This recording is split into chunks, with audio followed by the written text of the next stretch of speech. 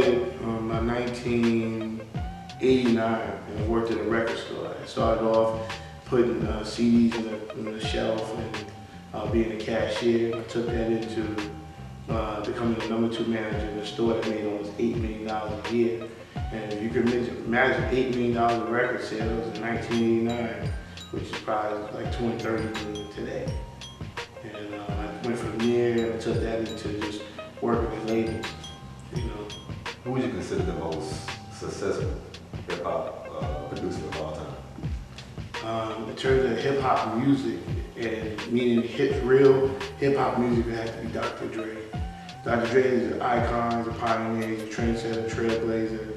I can keep going on in terms of what he's done for music, not just West Coast music, just hip-hop music. You talk about prolific and sales, but not only that, he trailblazed the way for Eminem to follow, 50 Cent to follow, Snoop Dogg to follow, and of course his legendary label Death Row.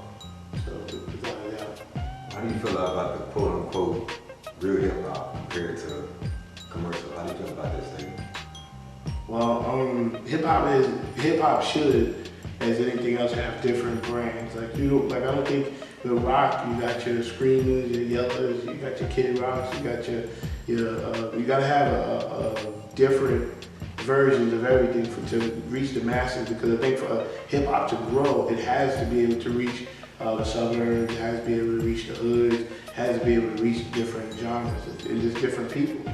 So it's okay for hip-hop to grow. You gotta have your funny rappers, you can have your serious rappers like a Chuck D, or you can get conscious rappers like a Common, you can have your street rappers, you know, all kinds of stuff. I mean, you can have a guy like a Soulja Boy who creates something for young people, creates a dance and a lifestyle. So, you know, I think it's good.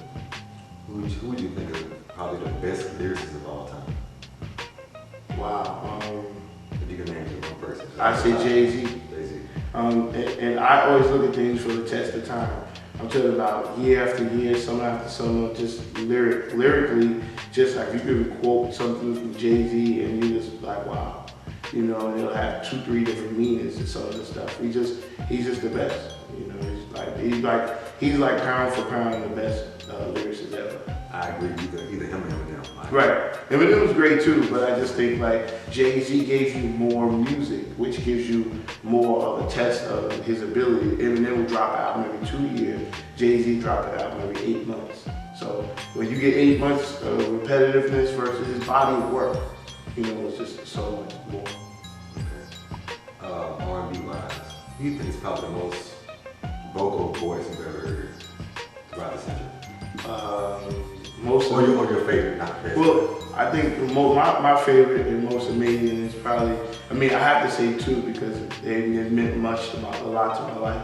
One is Stevie Wonder. Stevie Wonder is just legend, icon. Stevie transcended music from when he was a child to now. He's always cared about people. It wasn't always about making music to make money. It was about making music to maybe give people a comfort, no matter what they're going through in life.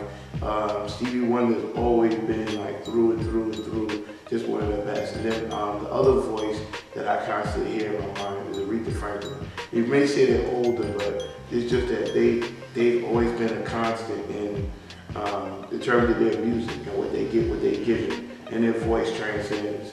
I mean, I gotta give Ron Isley an honorable mention, only because when you hear his voice, I don't think there's another person that you could say sounds like him. And when you think of a voice, it's a question.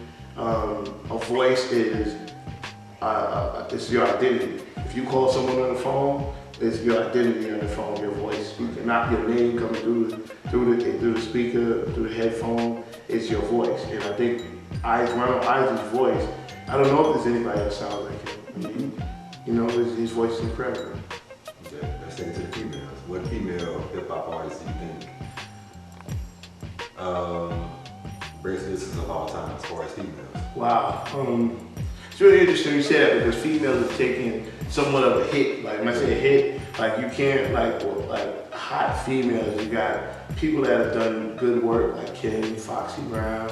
You had Salt and Pepper in their day. You had but it's just like even right now. I mean, there's not a hot female rapper in the game right now in 2007. So it's kind of scary, but in terms of the best, I mean, it's You gonna put Eve up there? Eve is good, but Wasn't it Missy in there? I'd say Missy was good, but I don't know if Missy over time was better than say a it's real choppy though. Like I mean, yeah, but it's choppy because the reason is like there's no female Jay-Z. There's no Kim.